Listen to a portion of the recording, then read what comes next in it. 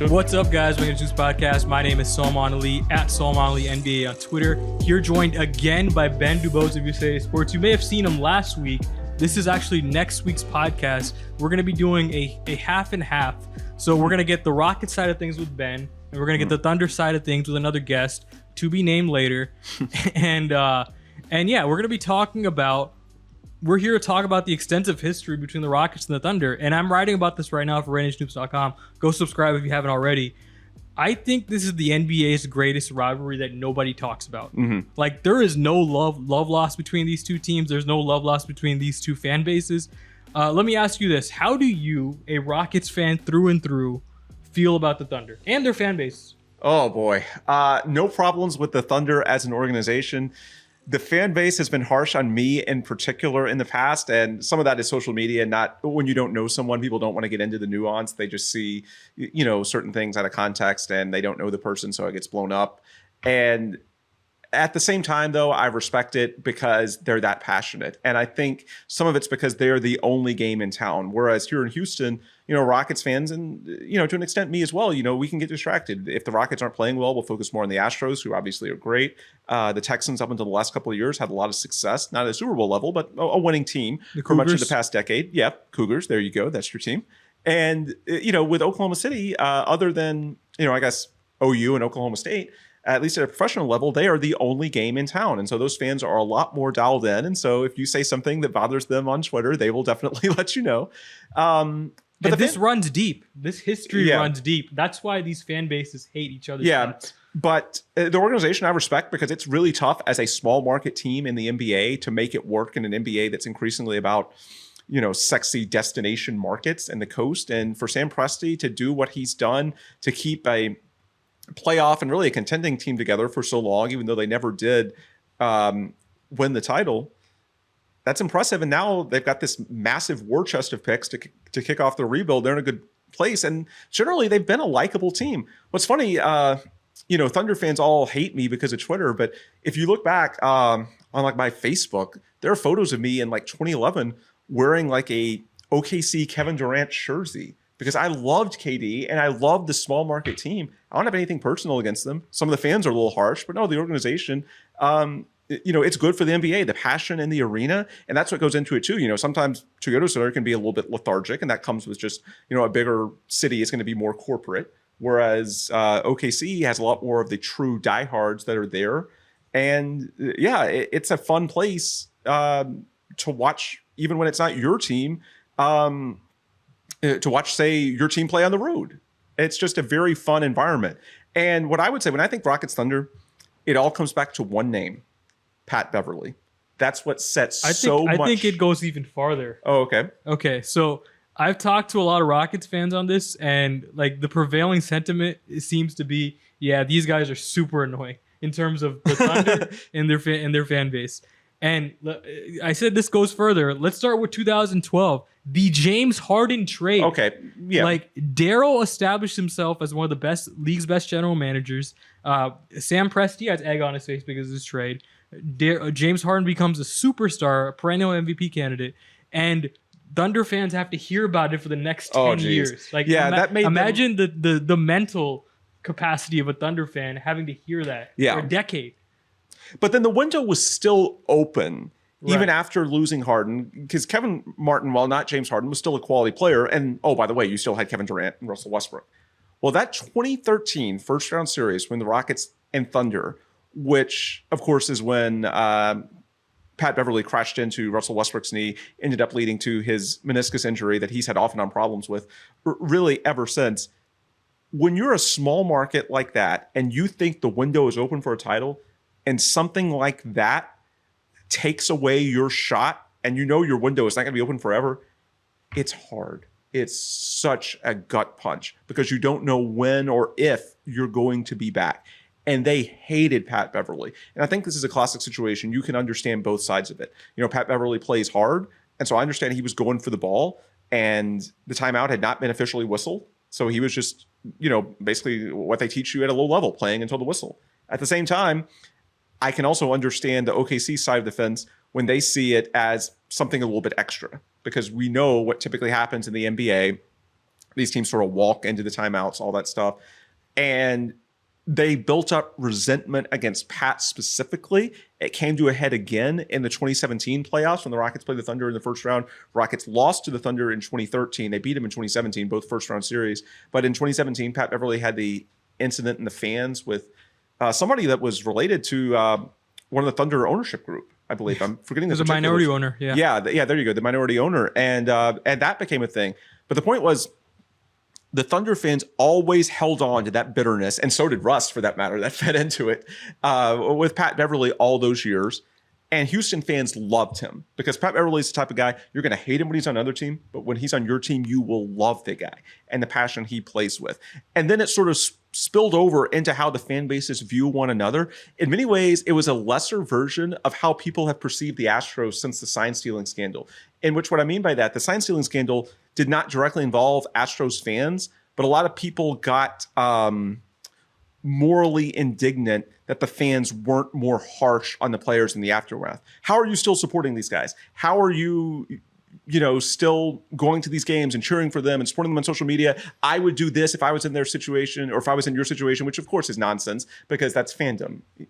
Well, on a lesser scale, it was the same type of thing. I saw it play out on social media. Thunder fans could not believe that Houston fans were supporting Beverly at the games, but especially online, his actions. And so it fed into just this sort of moral dynamic, which has taken on increasing prevalence as social media has grown. We see this all the time. I call it fake morality, but it is what it is. And I think the Astro sign stealing scandal is at the peak of that pyramid. But I think we saw some of that sort of feeding into the fan dynamic between the Rockets and the Thunder, because a lot of Thunder fans, at least that I follow on social media, did not appreciate how the Rockets fans always came to Beverly's back over the 5 years that he played in Houston. And 2 of those, of course, ended up with playoff series against the Thunder in the first round. And I think beyond just the understandable sort of back and forth between Russ and Pat on the court and the friction that comes with the teams in that regard, I think it also led into the fan bases not really liking one another because Thunder fans couldn't stand that Houston fans were backing Bev, and conversely, Houston fans couldn't understand why they were being so holier than thou about it. Yeah, and we need to contextualize that 2013 series because obviously the Hardin trade happens and fate aligns and they play each other in round 1 of that first playoff series. And that Thunder team was great. If you look back at it, they won 60-something games, best record in basketball, best net rating in basketball. It was basically Heat Thunder all year. Everybody was expecting KD and LeBron part 2 for that season.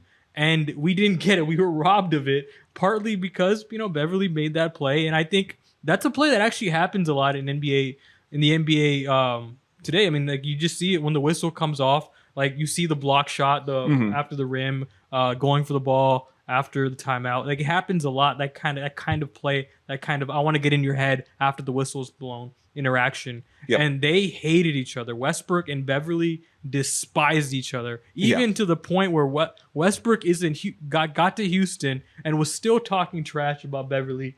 It was the reverse. The funny thing, I remember it was that Clippers game, the first one, and it was Bev on the Clippers. Bev trick y'all, man. Yeah. That was crazy. I was in the locker room for that. I think you were too. It was an insane moment because it was the whole thing came full circle. It's like I feel like we're in a different dimension. This is like a simulation for sure. And then that's 2013. 3 years pass, competitive playoff games and regular season games between the two players, and then 2016-17, the Hardin Westbrook MVP race. This is where it really comes full circle. These guys went at each other from the moment Kevin Durant left. Westbrook was throned as the MVP favorite, right? Mm-hmm. And then everybody talked about how Hardin had so much help surrounding him that offseason. It was Eric Gordon. Which was over the top. Yeah, it was they were making Eric Gordon and Ryan Anderson out to be Karl Malone and John Stockton. It was ridiculous. Which is kind of funny given the way people crap on Eric Gordon these days, Yeah, and as not being valuable in trades, Yeah, and the MVP battle was obviously super heated. Back and forth throughout, triple doubles, this efficiency, that it was ridiculous. The Rockets obviously had the better win total. It was a back and forth debate, not only between Rockets fans, between media members. There was ardent supporters for both, and obviously it's ultimately ended in Westbrook winning the MVP. But Rockets fans never let go of that bitterness. In the same way that that OKC fans never let go of that Beverly bitterness. Rockets fans always felt like Westbrook robbed Harden of an which MVP. He did. I'm biased, but yeah. Yeah. And whatever the case, it goes into the 2017 offseason where they're basically having competing off seasons. The Rockets go and trade for Chris Paul to kick off the summer, June 30th, before the first day of free agency. And everybody thinks that Carmelo is going to follow. Right. Everybody thinks that either Paul George or Carmelo. Yeah. But they were both in play at one point. And then both Paul George and Carmelo Anthony snub Houston, not by their own accord. Obviously, this was a trade. They get traded to Oklahoma City, play alongside Westbrook, and then those two teams are at it. Yeah. For the offseason. Like, people talk about who's the better team. Is it the Rockets or is it the Thunder? I remember this being a legitimate television conversation for like 2 months going into the season. And it was like that season, did they end up playing? They didn't end up playing each other, but I remember we kept on talking about these two teams as if they were the same, when in fact the Rockets were like way better than the Thunder at that time. Yeah. And I'm sure it irked some thoughts and Thunder fans. And then not in the playoffs, but one of the things that led to the 2019 playoffs, which, as we said in our Tillman Fertitta episode, led to the unraveling of that generation's Rockets and subsequently the rebuild, was the regular season finale in Oklahoma City when James Harden missed a free throw that would have put the Rockets up 3 in the last 10 seconds of the game. And then Paul George hit a 3 in transition. Russ fed him. Remember that shot? Yeah. And OKC won basically at the buzzer. There's like a second left, but it was the ball game. And that sent Houston from the 2 seed to the 4 seed, which you'll never know exactly, how things play out when you start changing variables like that. But ultimately, if Kevin Durant goes out in the same point of the playoffs, the second round, then by being the 2 seed, you're not playing Golden State until the Western Conference Finals, and you get an entire series against the Warriors without Kevin Durant, as opposed to one game. Of course, the Rockets did not win that one game, and that's a fair pushback. But losing the 2 seed on a Paul George buzzer beater when the Rockets led that game pretty much for the majority, that was another bitter pill to swallow. It feels like the Rockets have had definitely some gut punch losses in OKC.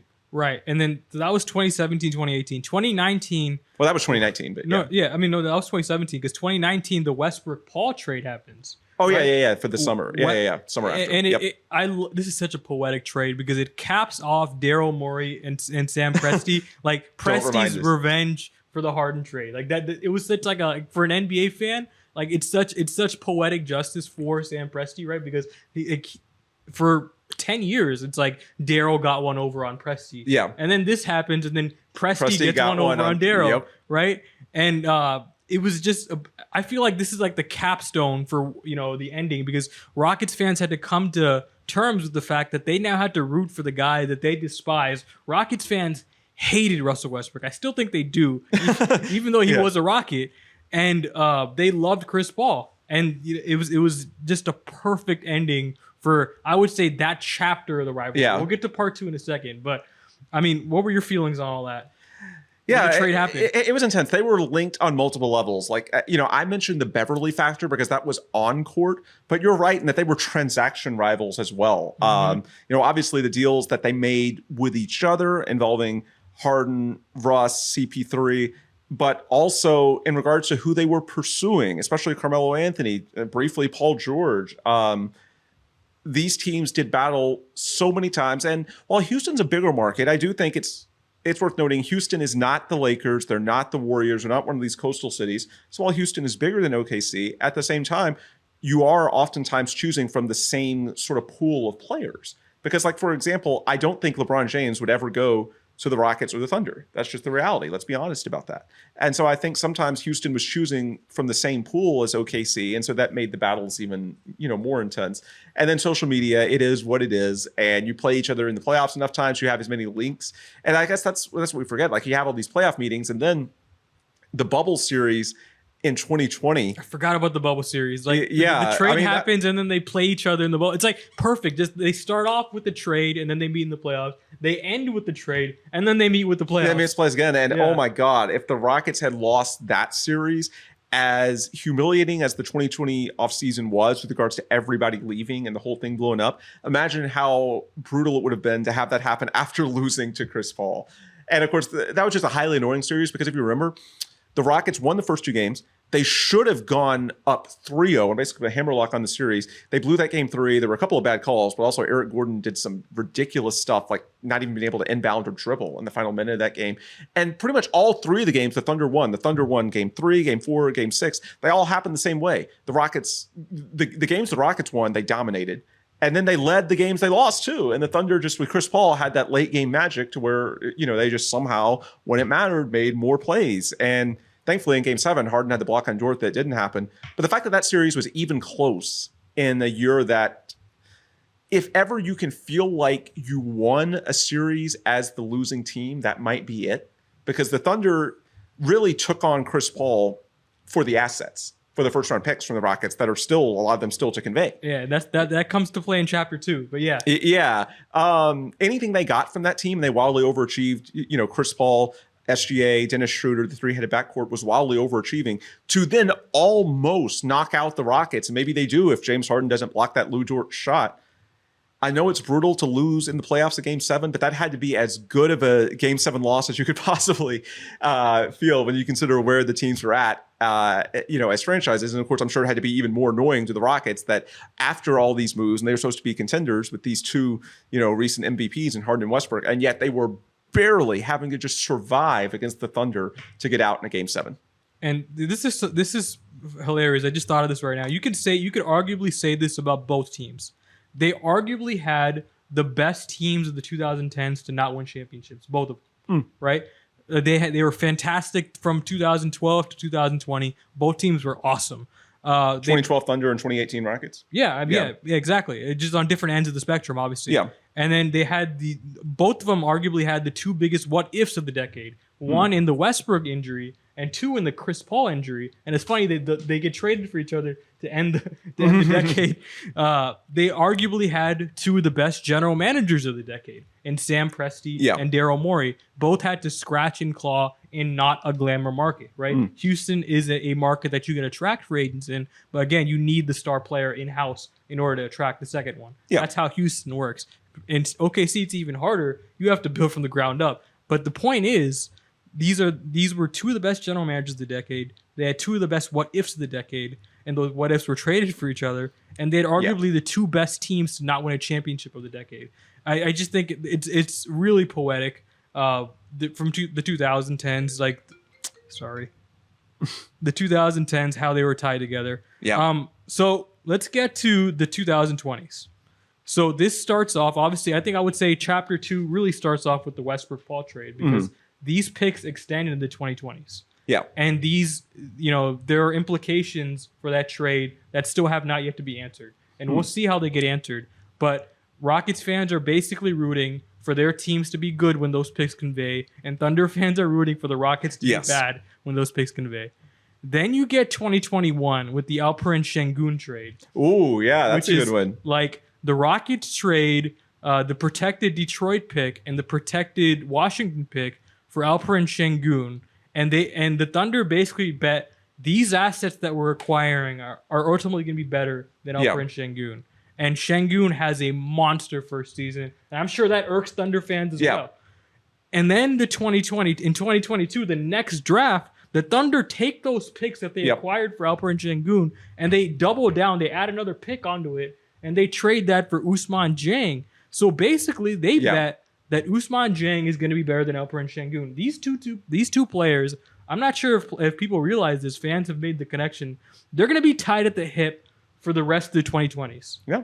For the rest of their careers. Whoever ends up being the best player, that franchise is going to have their comeuppance, right? And it's just so. And now they're competing as rebuilding teams, and they're going to be competing as free agents. Well, and trade targets because both of the Rockets and Thunder are set up very well with regards to future draft capital. Now the Thunder have more; they have more than anybody. But the point is, with these top of the line guys, it's all about where do they want to go. The point is that both Houston and Oklahoma City have enough future draft capital to get the next disgruntled star if they're willing to go there. So behind the scenes, the leverage game hell yeah, you're going to be seeing the conversations had. Here's why Houston is a better place than OKC and vice versa, trying to sort of position your team so that when that guy is ready to ask out, that he has a destination that's ready to pounce and act. And both the Rockets and Thunder are set up well enough with all this future draft capital and young talent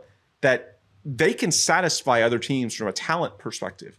It's strictly about having the disgruntled star that's waiting and ready to go to that destination.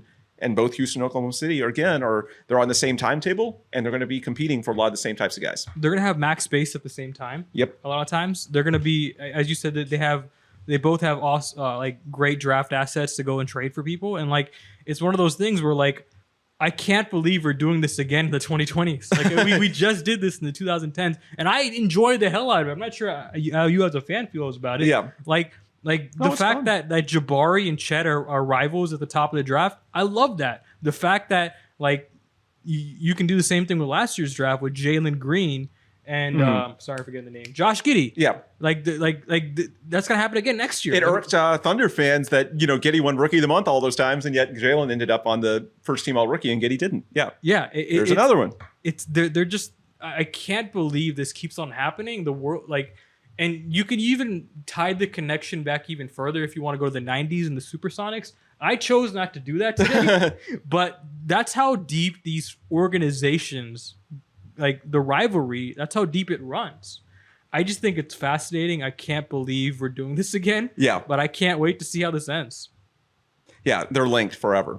Yeah. Or not forever, but forever in a modern sense. Right. Yeah. And Şengün and Jang, I that's going to be a battle that I'm going to be very interested to see who wins. Like who ends up being the better player.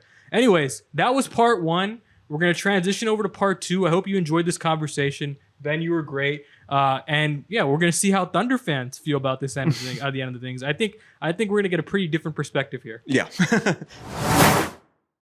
And we are back, joined by Andrew Schlecht. He covers the Oklahoma City Thunder for The Athletic, also hosts the Saturday Slam and Jam, and the Down to Dunk podcast. Andrew, how you doing? I am doing awesome. How are you?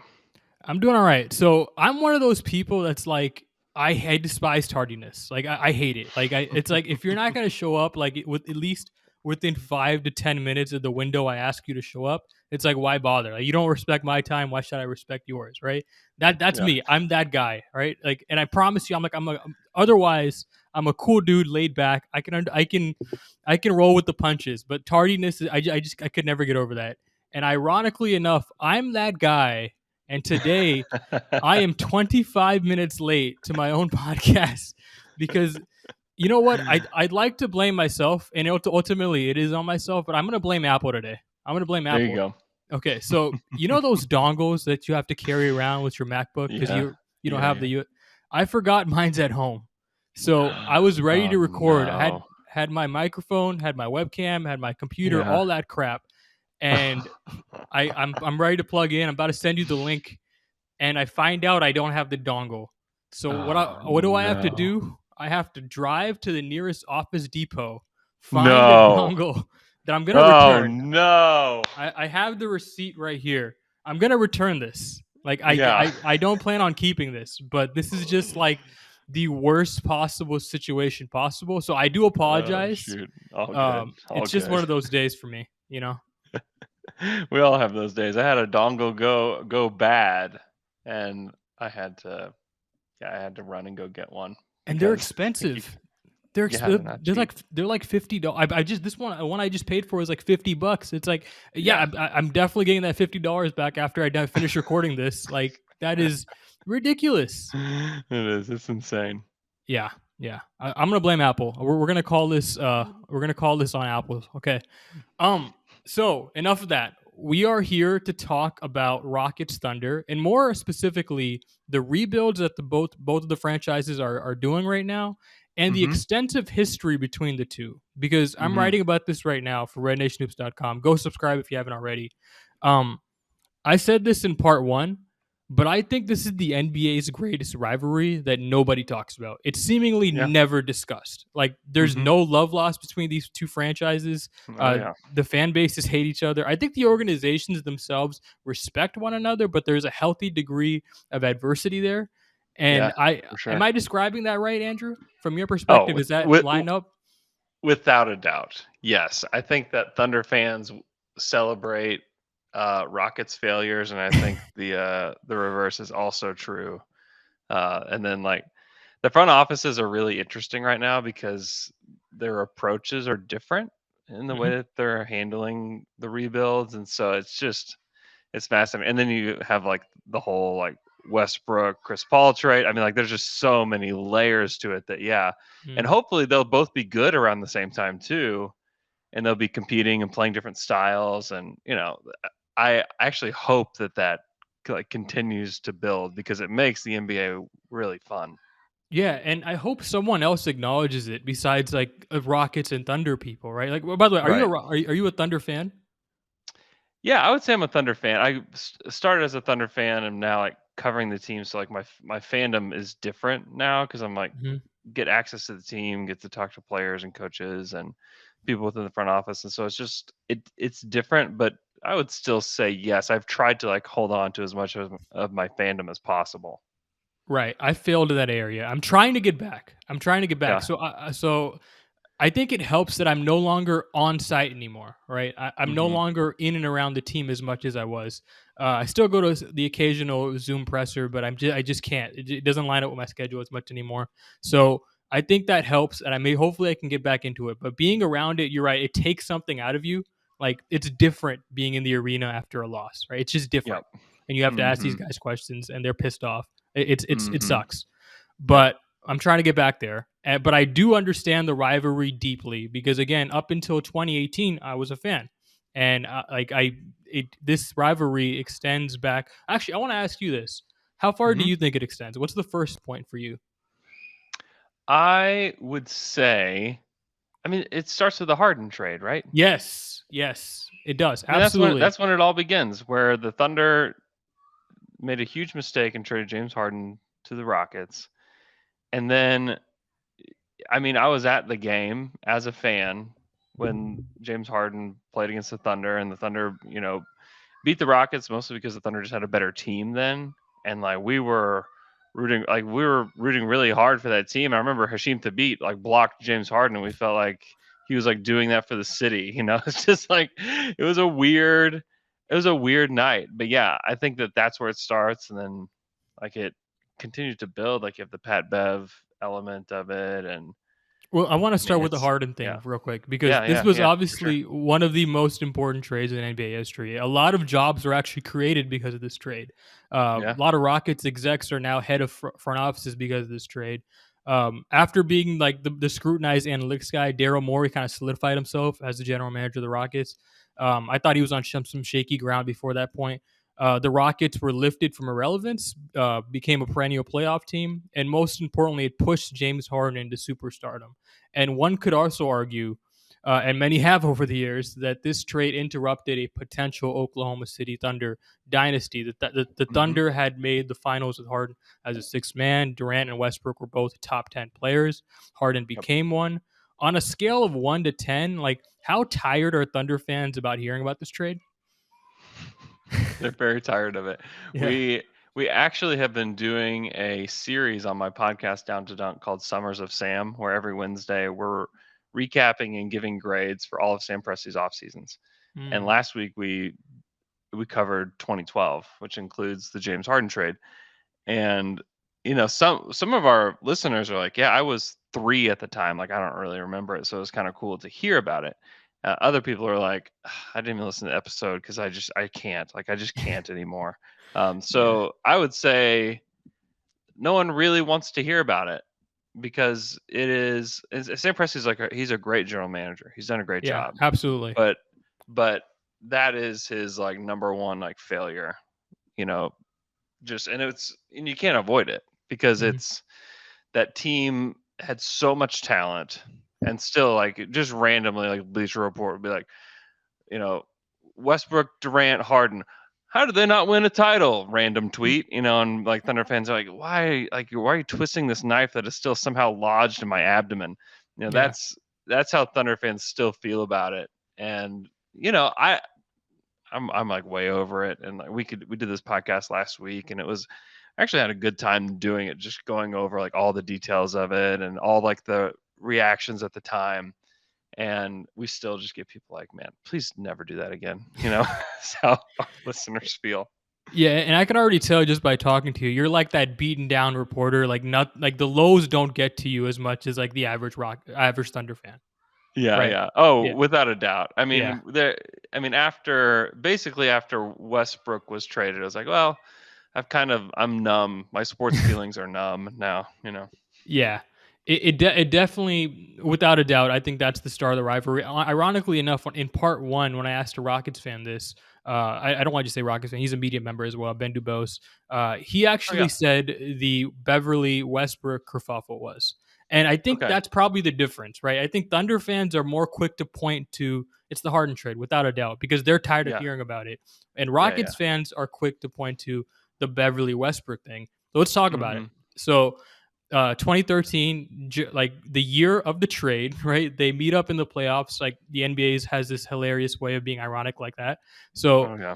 yeah, round one, um, the there's a timeout play, and Beverly's guarding Westbrook. By the way, Beverly's this guy the Rockets signed from Germany, like on like a 10-day Mm-hmm. contract at the point, right? He hadn't Mm-hmm. established himself, so he goes for a steal after a timeout, which players do, but it's generally frowned upon, right? It's something you probably shouldn't do, but it's like the Kevin Garnett thing with like blocking shots after the shot block. Like Yeah. everybody still does it, right? And I thought this was, I mean, in the moment, I was actually at this game. This was crazy. I mean, like just Yeah. immediately you saw Westbrook limping, and it's like, oh shit, like he Yeah. definitely tore something up. I think you were watching the game obviously, and you could tell right Mm-hmm. away something happened. And Mm-hmm. immediately, Thunder fans made Patrick Beverly public enemy number one. Yeah. Oh I'd yeah. imagine it's still that way, right? Oh yeah. There's still hatred for Patrick Beverly. Yeah. There's not. I mean, if he were if somehow like Sam Presti traded for him to get like a second round pick or something, people would be like, you got to waive him immediately. You can't even let that guy like touch a Thunder jersey. That's how people would feel. I actually think that might be something that would prevent him from doing a trade that involved Beverly, unless it was like Yeah. literally the last possible salary, like just because the public reaction would just be ridiculous. But Yes. we need to describe the context of that Thunder team, because I think Yeah. one could argue that this was the greatest Thunder team of all time. Like they had a perennial MVP candidate in Durant that was good enough to be the best Mm-hmm. player on a championship team. He finished second in MVP voting that year. At the time, Westbrook was well above the threshold of being good enough for being the second best player on a championship team. He was second team All NBA, ninth in MVP voting actually. 10th was Yeah. Dwayne Wade, to give you some context. They were great defensively. Serge Ibaka was third in Defensive Player of the Year voting, blocking shots left and right. I'm not sure how many of my listeners actually remember Serge Ibaka. Like this was a thing. This Oh, was a phenomenon he on averaged social like 3 media. blocks a game that season. I mean, Yeah, he was it was ridiculous. insane. Yeah. Yeah, and it was a phenomenon on social media. They had depth. Forgotten in history and all this is that Kevin Martin actually did a good job of replacing James Harden's bench production. He was fourth Yeah. in Sixth Man of the Year voting. They were Mhm. awesome. 60 wins, Mhm. pretty much neck and neck with the Heat that year for the best team in basketball. And Yep. at the very least, they would have put up a hell of a fight against the Spurs in the Western Conference Finals, if not beaten them and rematched against the Heat. This Yeah. was, I mean, I think it's fair to say that Thunder fans have a legitimate grievance here. Oh, without a doubt. Yeah, that was Yeah. their I think it was their best point differential that they've had historically. They had the best point differential in the league that year, and they were rolling. I mean, they were rolling teams. And then Westbrook goes down, and Reggie Jackson at the time, tried to take over and wasn't ready yet. And Kevin Martin was perfect in the role that they put him in, but not when you asked him to do more, and everything just kind of fell apart. So, yeah, I mean, you take an All NBA player off your team, you're not going to do so hot, and that's what happened to the Thunder. And yeah, I think that a lot of people will say like, what's the year the Thunder had the best chance to win the title? It probably wasn't the year they went to the finals, just because they were still so young. Even Yeah. that year that we're talking about. I mean, Westbrook and Durant were 24 that year. In 25, yeah, I mean, but they were ready. Like you could tell they were ready. oh, they were ready. They were Yeah. after that first run. They Right. learned a lot. They were ready to go, and from there, you just like you had the bad luck of Westbrook. Then you had like Durant had his foot issue, and then things finally got back on track in 2016. And then obviously Kevin leaves, but it was like the beginning of like the bad luck for the Thunder in the postseason. Yeah. In the moment, how did you feel about that play, and has that evolved at all? So that play in the moment, you kind of felt like, what is this guy doing? And then Westbrook goes on to play the rest of the game. Mm-hmm. And so you kind of just hope that, oh, okay, maybe he's all right. And I then I forgot remember about the that. next, Completely forgot the, about that. yeah, the next day they did the MRI. And I remember Darnell Mayberry, who covers the Bulls now for us at The Athletic, was at the Oklahoman at the time. And he tweets that Westbrook, you know, is going to have surgery and he's going to miss the rest of the playoffs. We're like what? Like Yeah. Westbrook went on to finish that game, and I don't remember what the score was, but they beat the Rockets pretty handily in that game. And you're like, okay, that sucked. Like, why is he being an idiot? But okay, like he's fine. He's fine. And now, like after that, it was like, that guy ruined it. Like that guy ruined our entire season. Yeah. Like, what are we even doing here? Yeah. I mean, yeah, Pat Bev he'll always be elevated as, if there was like a Mount Rushmore of Thunder enemies, he would definitely make it. Oh, without a doubt. I mean, it did not take me doing some research to find that out. Like I was well aware of that. And here's my stance actually on that play. I actually don't have a strong opinion, but I do believe this. If you thought that play was dirty, you have to be consistent about it. Meaning, you have to call out your own guys when they do stuff like that after the shot clock. Sure. And if you were in the camp of this kind of stuff happens all the time, this was just an unfortunate fluke accident, well, then you can't be upset when something like that happens to one of your favorite players. That's how I feel. Yeah, I don't think that that's wrong. I think that if anybody's doing stuff after the whistle, I think it's all pretty dirty and it's like not the right thing to do, but it's whatever. It's all in the past now. I'm trying to let that water flow under the bridge, and Pat Bev just keeps popping his head back up. Well, here's a positive memory for Thunder fans. The 2016-17 MVP race between Hardin and Westbrook. This might have been the peak of like internet rivalry between the two franchises. Like Rockets fans to this day still feel like Westbrook robbed Hardin of an MVP. And I don't blame them for feeling that way. I also don't blame Thunder fans who get irritated every time someone implies that Westbrook wasn't deserving. Right. Yeah. Yeah. I mean, it was that year was.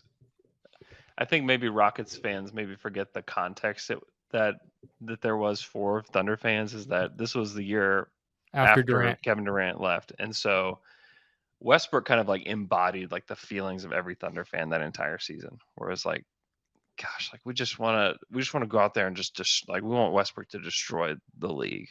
And he did. And there's tons of context that gets missed because a lot of people are like, well, he just averaged a triple double, so they handed him the trophy. It's like, well, if you think that, you didn't watch the Thunder, because he hit some of the most amazing clutch shots that season that like grabbed the entire internet at the time. There's the one in Denver where he hits this just impossible shot to win the game. I think they were down like 15 or something like that in the fourth quarter, and it was like, okay, they're not going to win this game. And Westbrook scores like 16 straight points. I turned that game off. I was watching that game. It's a game winner. Right. I'm sure you did. Yeah. And it was just like, that's when those moments were like, okay, like he's been the best player this year, and I, I wouldn't begrudge a Rockets fan for thinking that the MVP was stolen. It was a really close race, and Hardin had it within like the last like 2 months or something. Like everybody thought James Harden was going to be the MVP. It was that Denver shot. Yeah, I think so. It was the Denver shot that really, and he had several others where you're just like, how is he doing this? It's like an out of body experience. It was like his own like Linsanity, for a few weeks, where it was just like, gosh. And he was averaging a triple double and 30 points. I mean, it was an unbelievable year for him.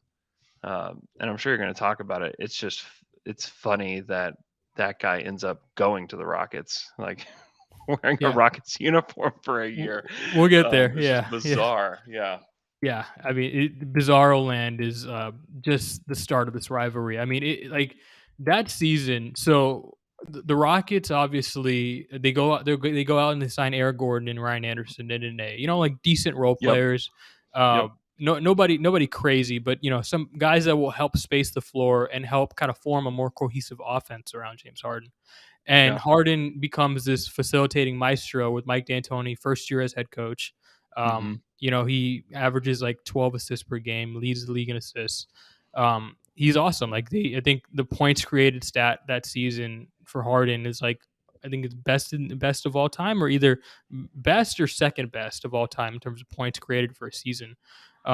He was ridiculous, and Westbrook as well. And it was one of those things where it's like, and it was Kawhi. Kawhi was awesome that season as well. And like it'd Yep. be interesting to see if Kawhi doesn't have that season, if we could just like replay the results just to Hmm. see what happened. Because I think a lot of the Sure. people that had Kawhi was as a first place finished. I think a lot of them had Harden as their number two, right? So if Kawhi wasn't that good, and if like Harden slides up, does he actually end up winning it? But that's obviously Harden. Harden didn't win it, and it was one of those things where Westbrook was ridiculously clutch. Like again, I turned that Yeah. game off because I thought it was over. Like I was watching that game just out of fun, and I was like, okay, this is Thunder are winning this game. And like I walked away, and I go on social media, and like I see that it's a close game, and I'm like, okay, I'm gonna go watch to go see what happens. And I missed the shot. I turned the TV off. I turned the TV back on, and I missed it. Yeah, it was one of those things where like I mean we've all had that moment as sports fans, but it was a great year, but the rivalry on social media was very heated. I would say I don't think it's ever gotten that heated ever again between the two fan bases. Like that was probably Yeah. peak.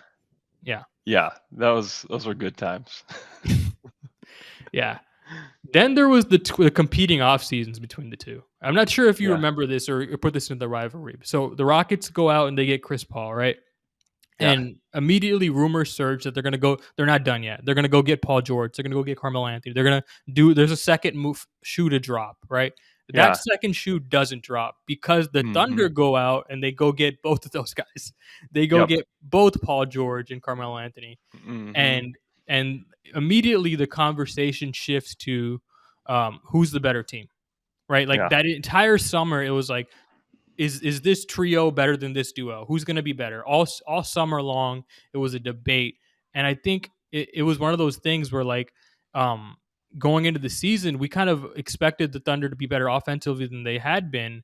But for Yeah. some, do you remember what was holding them back offensively? I don't remember.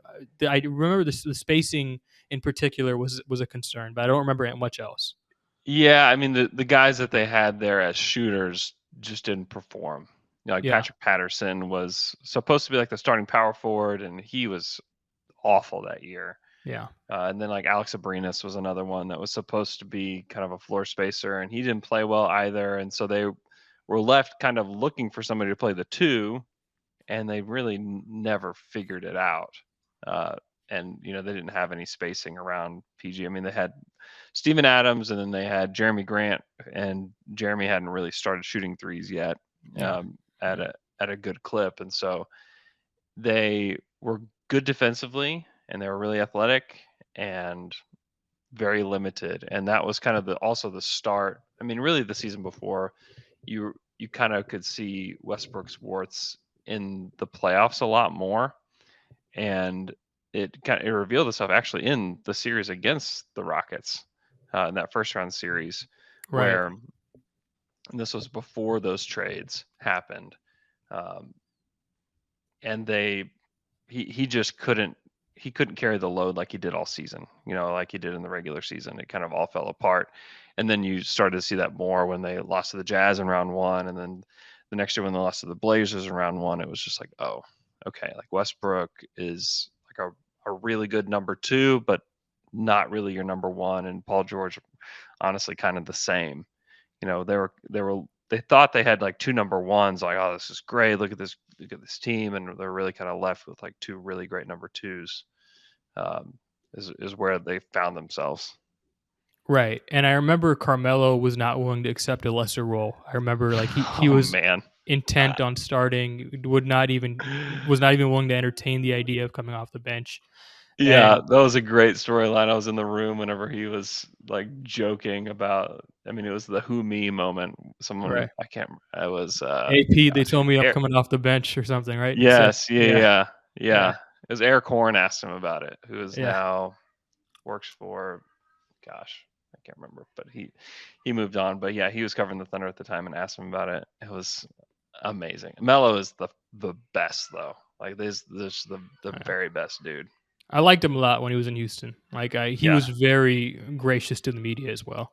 Oh Um, yeah. so that's 2017, and as the Thunder kind of peter off at this point, right?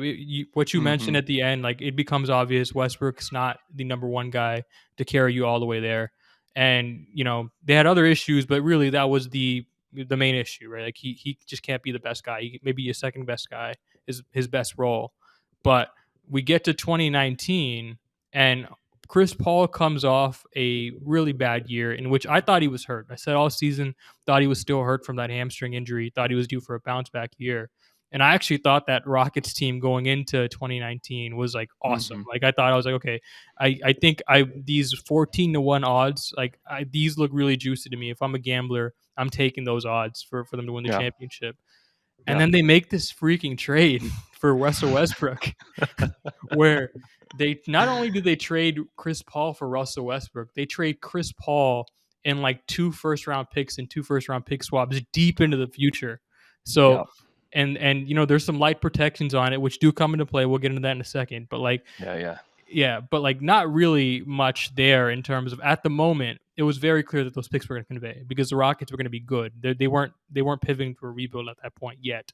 And Yeah. so it was a disaster scenario, and it played out like a disaster scenario.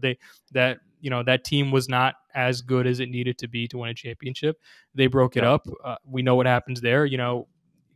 Chris Paul thrives in Oklahoma City. The Rockets fans have to go watch that. They play each other in round one. He's Mm-hmm. amazing. So is Lou Dort defending James Harden.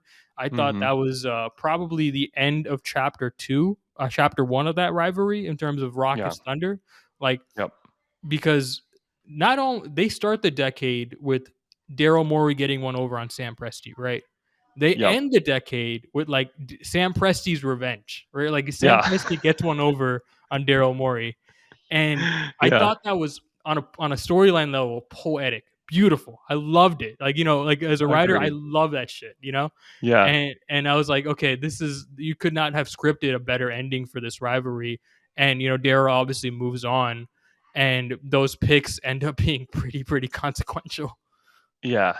Yeah, they do. And they're like shaping the way that the Rockets have to think about their rebuild, Hmm. because it's like, okay, we got to control our picks for as long as we can before, before it's out of our hands, and that's Hmm. what's upcoming. I mean, I remember the Chris Paul for Westbrook trade. It was Thunder fans were pissed at the Really, time. really. Yo, yeah. Oh, yeah. It was, I think a lot of Thunder fans hoped they would do a deal with the Heat, that they could get like some young players from the Heat, and that they could like, because Thunder fans still wanted to root for Russell Westbrook is like part of it. Is that okay? If he's, Paul George is gone, we got this great trade. Like Thunder fans were happy about that. Now it's like, okay, let's move Westbrook to a team that we feel like we can root for. Miami's probably won, like, and then when it was the Rockets, because I think Thunder fans had hoped like we'll get back like an expiring contract and maybe a young player and some draft picks. That'll be great. Goes to the Rockets, and you're like, wait, where? We're sending the best player or our favorite franchise player ever to Houston? Like, I'm not putting on a Rockets jersey. Like, that's not happening. And we're getting back Chris Paul. We hate Chris Paul. Chris Paul's been like such a nuisance to us for so many years, like with the Clippers teams and with the Rockets teams. It's like, man, like I don't want that guy back in my city. And what's funny is that Chris Paul actually played in Oklahoma City when the Hornets were displaced. Back whenever Hurricane Katrina happened, they had to move the Hornets up to Oklahoma City to play for 2 seasons, and that was Chris Paul's rookie year. So like Chris Paul had familiarity with the city and us with him, but still at the time, I was like, man, like we had grown to kind of hate Chris Paul, Right. and that season ended up being like very magical for Thunder fans. They weren't supposed to be good. Like they had just kind of thrown this team together. Like suddenly, like Chris Paul and Danilo Gallinari and Dennis Schroeder, like, oh, this is our team. Okay, this is weird. And they were actually pretty good and came within James Harden blocking Lou Dort in the corner of, moving on to round two. It was a pretty wild year. And then, yeah, it felt a little bit, though, at the time, there were Thunder fans that thought that Daryl had done it again. Like he had pulled one over on Presti, and it's like got him to take old Chris Paul, and he's not going to be able to trade him, and this is going to be disastrous. And like, what are we doing here? And I'm not even sure Sam could have told you that like Chris was going to do what he did that year. So, but yeah, it was.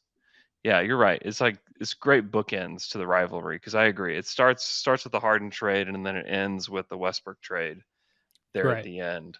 Yeah. And then part 2, I would say, starts with the Alperen Şengün trade. Yeah. Right? In 2021. It makes you think, like, is Presti like trying to foster a rivalry with Houston? Like it kind of makes you feel that way. Yeah, I mean that's what's interesting. Not only are these two teams like rivals on the court, they're Ben pointed this out in part 1. They're rivals off the court transactionally. Oh, yeah, like they're almost I think, more so. Yeah, right. I think in the 2020s we're going to see that come into play times 2 because they're going to be competing for the same free agents, same trade targets, everything. Mm-hmm. Like they're going to have max space at the same time, I believe. And so the Alperen Şengün trade. Let's backtrack. So the Rockets are, they have 3 picks this draft, and we assume when they're making a trade with the Thunder, okay, they're going to trade 23 and 24 and move up. In fact, they're actually trading the picks they had acquired in the Christian Wood fiasco. So they get a Washington protected pick and a Detroit protected pick deep into the future. They send those to Oklahoma City, and they get Şengün. And Şengün at the time, I thought Şengün was like a star prospect. I was like befuddled when he was dropping in the draft. Like I was like, really, 16? And he's there at 16. The Rockets scoop him up, and really the Thunder were betting what we can do with these 2 assets is going to be better than what we get with Şengün ultimately, and that Şengün ultimately, the warts defensively are going to hold him back from reaching whatever his true potential is.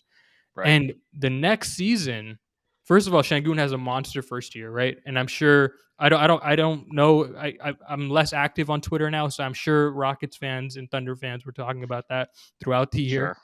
Sure. Oh yeah. In 2022, the Thunder trade Ousmane Dieng, and I was actually doing a live draft special at this time.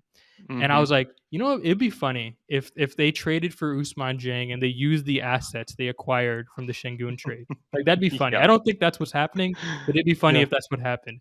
And that's what happened. They traded exactly what happened. The protected Washington pick and the protected Detroit pick, and they doubled down. They added an additional first round pick for Ousmane Dieng.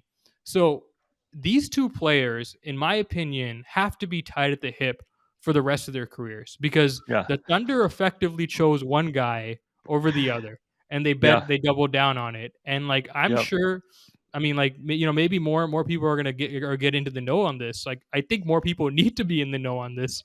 Like because those trades happened a year apart from each other, I think people don't make the connection, but they're very much connected. Like whoever ends up being the better player is going to be like is going to get bragging rights fan base wise. Yeah, that is a really interesting way to think about it because I definitely been tracking it. I hadn't tracked it to the point where it's like, is Dieng going to be better than Şengün? He kind of has to be. But here we go. I got to get something to get my blood boiling, here in August. So like, let's do that. Let's do this. I like that. Yeah, I mean, I'm definitely going to be watching this. I mean, Ousmane Dieng is, by the way, I loved Şengün. He was one of my favorite players in last year's draft, and I hated Ousmane Dieng. One of my least favorite players. I feel the same way. I was a huge fan of Şengün, and like Dieng was one of my least favorite prospects for a variety of reasons. Like he's gonna take some time. Like there's no doubt, and he was easily the most boring interview during the draft cycle. I was like, I don't know about this guy. And it's like, well, trading a bunch of picks. I think that Thunder fans would almost rather, you flip and have Jalen Williams be the guy that goes against Şengün, but it's not. They use those picks to get Jang, and here we go. Here's the rivalry. Yeah, I mean it's gonna be really fascinating, and like again, like they're gonna be good at the same time theoretically because they're drafting at Mm-hmm. the top of the draft at the same time, Yep. like, and I'm very curious to see like how these two teams compete with each other transactionally again. Because again, the rivalry Yeah. is no longer on the court. It may get to that point when these players peak and they're in their Mm-hmm. 20s, but Yep. right now it's pretty much off the court, all exclusively off the court in terms of who drafts the better players, Mm-hmm. who is in position to get these guys in free agency or through trade. I think the Yep. Thunder are better positioned trade wise. They have a hell of a lot of assets. The Rockets have some assets too, obviously, because of the Yep. Hardin trade, but Yep. it's different. It's a different strategy that these two teams are taking, as you mentioned at the top of the show. Yeah, I mean, it is fascinating because it does seem like the Rockets are just like BPA every time. Like Mhm. I don't care. Do they fit with the roster? Like I don't know. Like this is the best guy. Like Tari Eason. Well, I think that if you looked at his 2K sliders, he's got the ones that go further than everybody else. Let's just take him. And the Thunder are like, we're only going to take guys that can theoretically shoot, pass, and dribble. And if you can't do that, you're not going to be on the team. Right. So it's all about decision making for the Thunder. Like every single player, when the ball hits their hands, they want them to be able to make a decision with the ball, and they're very intentionally like drafting those kind of players. And with the Rockets, and honestly, like if it were me, I would probably go the Rockets route, where it's like just take the best guy. Like whoever you think is the best guy, just take him, and we'll figure it out later. Whereas the Thunder are They're taking the John building, Hammond approach. yeah, they're building a team that is going to be very interesting. There's not really, I don't know that a team's ever tried to get players 1 through 5 that can all be decision makers. Chet makes that possible for them, but it's going to be very interesting to see what they look like on the court. I love Chet, by the way. I thought that was absolutely the stone cold number one pick in that draft. Yeah, He was the one guy I might have considered putting in a tier of his own. Like he is so skilled on both ends of the yeah, floor. Super skilled. he's insane. Yeah. I'm very happy that he's here, and I'm very intrigued to see what he looks like with Shea in particular, because Shea's never played with a big that anybody cares about, in Oklahoma City, and so I'm interested to see what that looks like. Shea gets downhill whenever he wants, every single game, and to have a big man that can finish around the rim and then also pop out to three, that's going to be a huge weapon for him. Yeah, it's interesting. They might have taken the best play starter in the draft last year in Josh Giddey, and they took like Yeah. the best play finisher in the draft this year with Chet Mm-hmm. Holmgren. And it fits. I mean, those two are going to work together pretty well if they peak out. I mean, I really like that. I really like that pairing, and obviously Shea is really good too.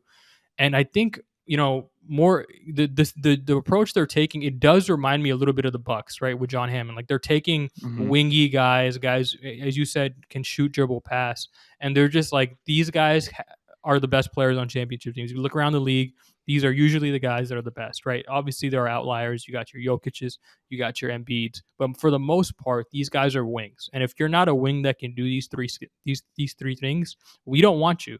Like we don't think Yep. you have the best possible chance of peaking as the franchise player. And they're bringing in really capable player development guys. They just brought in Chip England, who's Yep. going to really help that development process for these guys. Mm-hmm. And I think it's when you look at the Thunder, it is very in line with their culture. They draft and develop. They're not very, they don't really play the free agency game much. They No. play the trade game, but they don't play the free Mm-hmm. agency game. Yeah, they don't. Mostly because they can't. That players just don't want to. If they have their choice of where to play, it's most likely not going to be here. The best free agent the Thunder have ever gotten is Nerlens Noel. And like Nerlens a good player.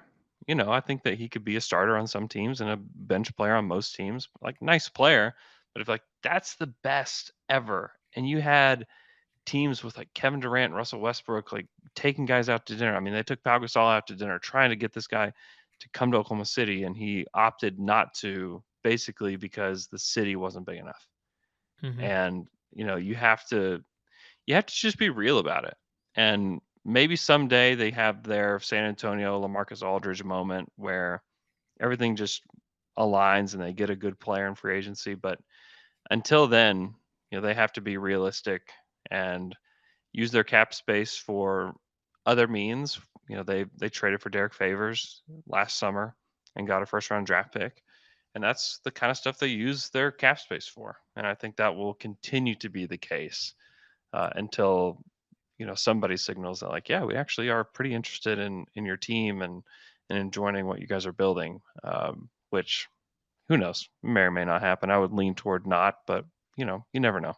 And I think they've given themselves some protection draft wise if they don't end up winning the lottery one of these years, right? Like they're putting themselves in positions to get as many scratch off tickets as possible. So Yep. either one of those scratch off tickets is going to pay off, or they can package a bunch of them to trade up into the draft, right? And I'm sure they were aggressive to get the number one overall pick this year as well as last year. But I think Chet was the best guy on their board. As you could tell, like when Paolo became number one, they didn't waver. Chet's still our guy. We're not going to change it here. So I think they got their best guy, and will be interesting to see where these teams line up this season going into the lottery.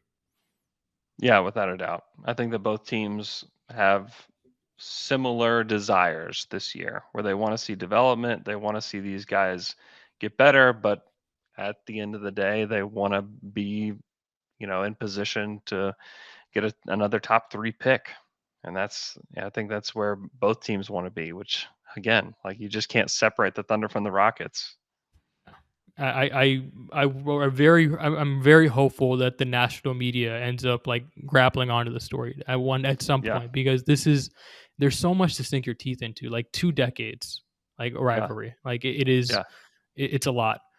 So thank you so much for coming on, Andrew. Do you have anything to plug? What are you working on right now? Oh, you can, if you want to hear more Thunder stuff, if you're a Rockets fan and you want to drink the Thunder tears, you can listen to Down to Dunk last week. It's Summer of Sam Volume 2 is what the show is called. This is where we talk about the Hardin trade and how great Daryl did. So you may want to go listen to that, and then check out the Athletic NBA show as well. I produce and host shows there. We're still producing 5 shows a week right now, even in the dead of the off season. And thank you to Kevin Durant for giving us something to talk about today. You should see a KD centric podcast over the next couple of days. So go check that out. Yeah, for sure. And it dawned on me, like, as I was doing the research for this podcast, that I was actually on the Down to Dunk podcast, and I was like, oh yeah, I remember these guys. These guys were really fun. Yeah, these guys. It's a really fun podcast. Yeah, thanks, man. Appreciate that. Yeah, for sure. Absolutely. Make sure to go follow him on social media. Go read all his work at The Athletic, and go check out his podcast. Thanks, Andrew. Thank you.